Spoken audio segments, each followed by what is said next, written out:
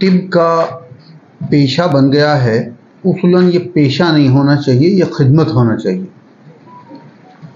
मगर खिदमत करते हुए तबीब को भी ज़िंदा रहने के लिए अपनी सहूलियात होने की ज़रूरत है।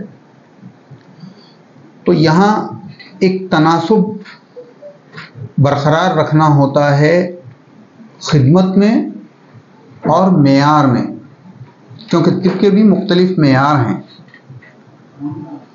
जब खिदमत का जज्बा ज़्यादा हो जाता तो मेयार कम हो जाता, और जब मेयारी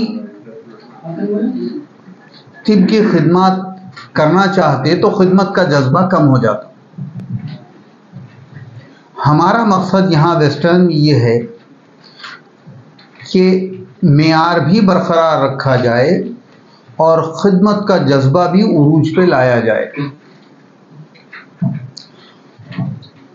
और ये जो खिदमत और मेयार का बैलेंस है, ये बरकरार रखना दवाखानों के लिए और डॉक्टर्स के लिए बहुत ही मुश्किल मसला है आज की तारीख में। तो हम ये जज्बे से देख रहे हैं कि खिदमत और मेयार का जो तनासुब बरकरार रखना है, उसके लिए मरीज़ के सेहत का और उसके फाइनेंशियल स्टेटस का, उसके पास किस रुतबे का, किस दर्जे का आदमी है, उस हिसाब से उसको मशवरा देना चाहिए। एक मज़दूर तबक़ा या टेक्नीशियन तबक़ा अगर आ रहा है, उसके मर्ज़ के इन्वेस्टिगेशंस में ही उसको अगर इतना ख़र्चा दिया जा रहा है कि उसके पास फिर पैसा बाकी नहीं है, तो इलाज तक पहुंचने की नौबत मुश्किल से आती है।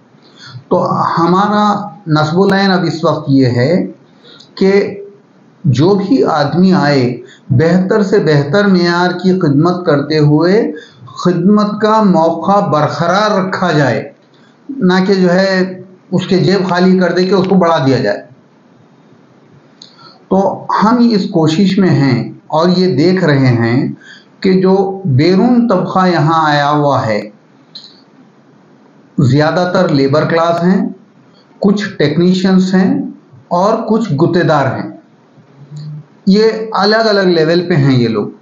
जो गुत्तेदार हैं वो काफ़ी रईस हैं, जो टेक्नीशियन हैं वो बिल्कुल मिडिल क्लास हैं, जो लेबर तबका है वो बिल्कुल ही निचले सतह पे है। वो मेहनत करके, रात दिन मेहनत करके पैसा बचा के अपने वालिदैन के पास, अपने घर बिहार, यूपी, मध्य प्रदेश भेजना चाहता है। तो इनकी अपनी नीयतों का ख्याल करते हुए, इनके माशी मेयार का ख्याल करते हुए, उनको तिब के ऐसे मशवरे और ऐसे इलाज तजवीज़ किए जाएंगे इंशाअल्लाह कि वो बजाय डूबने के उनकी सेहतमंदी के लिए भी ज़िम्मेदार होंगे इंशाअल्लाह अल्लाह के ज़रिए से, और उनके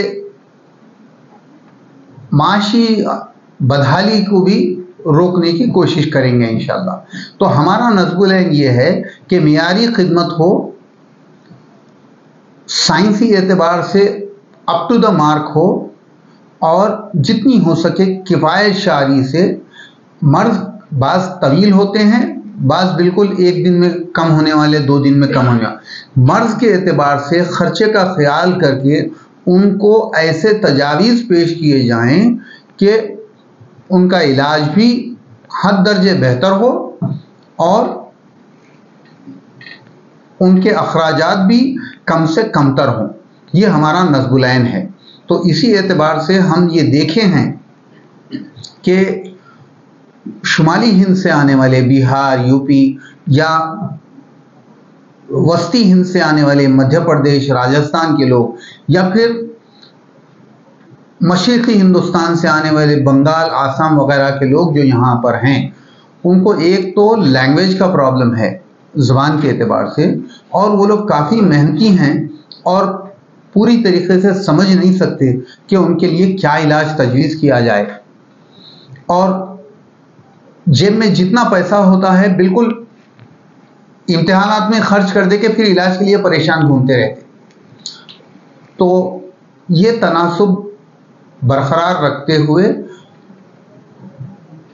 चाहे वो लोकल आदमी हो या नॉन लोकल आदमी हो, उसको सही बेहतरीन मशवरा देने की कोशिश की जाएगी इंशाअल्लाह ताला। मैं एज ए पल्मोनोलॉजिस्ट और क्रिटिकल केयर स्पेशलिस्ट ये देखता हूँ कि पेशेंट क्रिटिकली इल है, उसको तकरीबन 12-15 दिन दवाखाने में रखना है, उसका पूरा खर्चा 1-2 दिन में करवा दे के फिर अगर ये बोला जाए कि भाई तेरे पास पैसे नहीं है, जा सरकारी दवाखाने को चले जा, उस्मानिया को चले जा, गांधी को चले जा, टीबी दवाखाने को चले जा।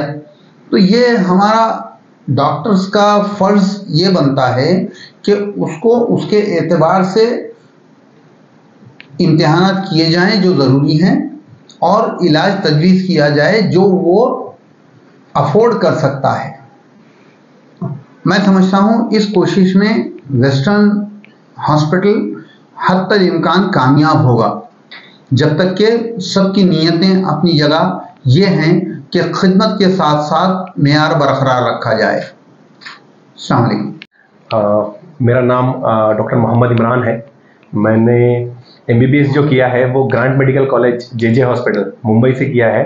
That is the oldest medical college in India, the biggest medical college. Munna भाई MBBS सबने देखी रहेगी, उसकी शूटिंग हमारे यहाँ पे हुई है। तो मेरा स्टेट में 102 रैंक था।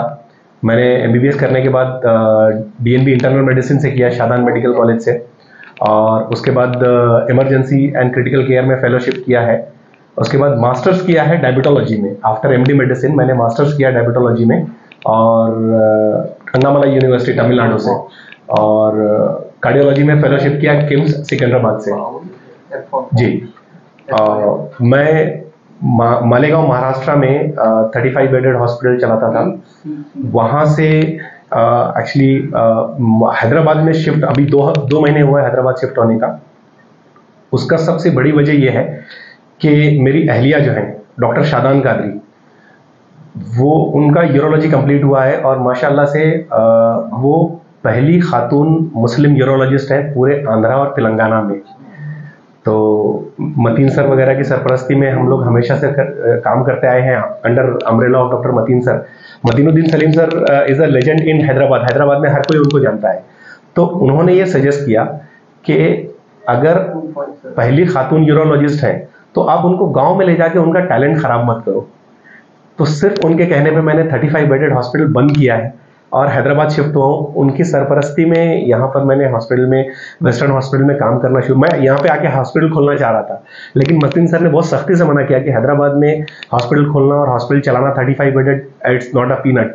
तो आप जितना पैसा कमा के लाए हो 6 महीने में सब बराबर हो जाता, आप खामोशी से यहाँ वेस्टर्न हॉस्पिटल में काम करो। तो मैं और डॉक्टर शादान, हम लोग यहाँ पर मेडिसिन और क्रिटिकल केयर का डिपार्टमेंट, डायबिटोलॉजी का डिपार्टमेंट मैं संभाल रहा हूँ। जनरल सर्जरी, यूरोलॉजी, यूरोगाइनिक और फीमेल सर्जरी से रिलेटेड और मेल सर्जरी से रिलेटेड, सर्जरी और यूरोलॉजी से रिलेटेड जितना पूरा डिपार्टमेंट है वो डॉक्टर शादान कादरी संभाल रही हैं। उसमें हर्निया, हाइड्रोसील, कॉम्प्लिकेटेड जो यूरोलॉजिकल यूरोगाइनिक प्रोसीजर्स हैं वो डॉक्टर शादान कादरी कर रही हैं। ये सारी चीज़ें जो है डॉक्टर मतीनुद्दीन सलीम सर की सरपरस्ती में हम लोग ने यहाँ पे शुरू किया है।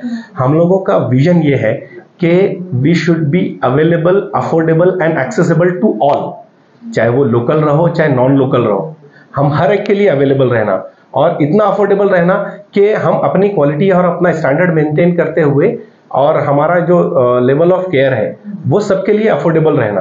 क्योंकि अक्सर ऐसा होता है कि छोटी सी चीज़, हर्निया, हाइड्रोसिल, अपेंडिक्स है, प्रोस्टेट है, मेल्स में प्रोस्टेट के 40 साल की उम्र के बाद हर एक को प्रोस्टेट हो जाता है। प्रोस्टेट में थोड़ी बहुत सूजन है तो वो बगैर सर्जरी के दवाइयों के जरिए से मैनेज की जा सकती है, लेकिन अक्सर जो है वो प्रोफेशनलिज्म उतना ज़्यादा नहीं है। लोग बोलते नहीं भाई सर्जरी करा लो, ख़त्म करो, लेकिन ज़रूरी नहीं कि उसको सर्जरी किया जावे। तो ऐसे पेशेंट्स को हम लोग without any surgical procedure medical management में भी मैनेज करते हैं। और कुछ चीज़ें ऐसी रहती है जिनकी एक लिमिट रहती है कि हाँ भाई अब इसके बाद दवाइयाँ काम नहीं करती हैं। तो उस स्टेज पे आने के बाद डॉक्टर शादान कादरी जो है वो क्वालिफाइड यूरोलॉजिस्ट हैं। अपोलो हॉस्पिटल से उन्होंने यूरोलॉजी कंप्लीट किया है और मिनिमल एक्सेस सर्जरीज जो दूरबीन के जरिए से जो इलाज हो सकता है वो उसकी एक्सपर्ट है। अभी फिल वक्त वो अवेलेबल नहीं है, वो सर्जरी में कहीं मसरूफ है, इसलिए वो आ नहीं पाई मीटिंग के अंदर। तो उनके बिहाफ पे एज अ हस्बैंड और एज अ प्रोफेशनल कलीग मैं उनको रिप्रेजेंट करते हुए आप लोगों के जरिए से हैदराबाद की आवाम को ये मैसेज पास ऑन करना चाह रहा हूँ।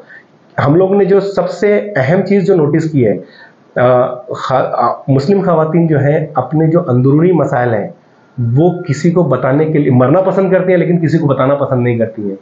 तो ये एक चीज़ हमारे लिए फ्रीडम रहेगी कि अब अपनी मुस्लिम कम्युनिटी में एक ऐसी खातून है जो यूरोलॉजिस्ट भी हैं, जनरल सर्जन भी हैं, तो उनके ज़रिए से ब्रेस्ट के प्रॉब्लम्स हैं, यूरोलॉजिकल जो प्रॉब्लम है, गायनेकोलॉजिकल जो प्रॉब्लम है, वो खुल करके डिस्कस कर ले सकते हैं। तो डॉक्टर शादान कादरी भी अवेलेबल रहती हैं वहाँ पर, और हम लोग कोशिश ये करते हैं कि हमारे हॉस्पिटल में अगर कोई पेशेंट आ जा रहा है तो वो बगैर इलाज के वापस ना जाए। ये हम लोगों का एम है। जितना हो सकता है कम से कम अखराजात में, चाहे वो लोकल रहे चाहे नॉन लोकल रहे, चाहे मेल रहे चाहे फीमेल रहे। अब doctor Shadan Qadri female urologist है तो इसका ये मतलब नहीं है कि वो मेल पेशेंट चेक नहीं करेंगी। मेडिकल फील्ड में तो हर एक को चेक कर सकते हैं। तो हाइड्रोसील है, प्रोस्टेट है, हर्निया है, चाहे वो मेल में रहो चाहे फीमेल में रहो, हम लोग हर तरीके की सर्विस कम से कम रेट में कोशिश ये करते हैं कि नॉन सर्जिकल मैनेज हो जाए। लेकिन जहाँ पे मेडिकल मैनेजमेंट फेल हो जाता है, जहाँ पे मेडिकल मैनेजमेंट पॉसिबल नहीं होता है, वहाँ पर हम लोग सर्जरी एडवाइस करते हैं। और डॉक्टर शादान कादरी जो है वो हम लोग एक नया शुरू किए हैं वेस्टर्न वुमेन्स टीम बोल के, कि वुमेन्स के अंदर एक लीडिंग सर्जन अपने पास अवेलेबल है, वो मेल्स की सर्जरीज भी करती हैं और फीमेल्स की सर्जरीज भी करती हैं। और कोई सवाल आप लोग अगर पूछना चाहे तो पूछ सकते हैं। आपके तवज्जो से फारूक साहब के तवज्जो से मतीन साहब से मैं सवाल करना चाहता हूं।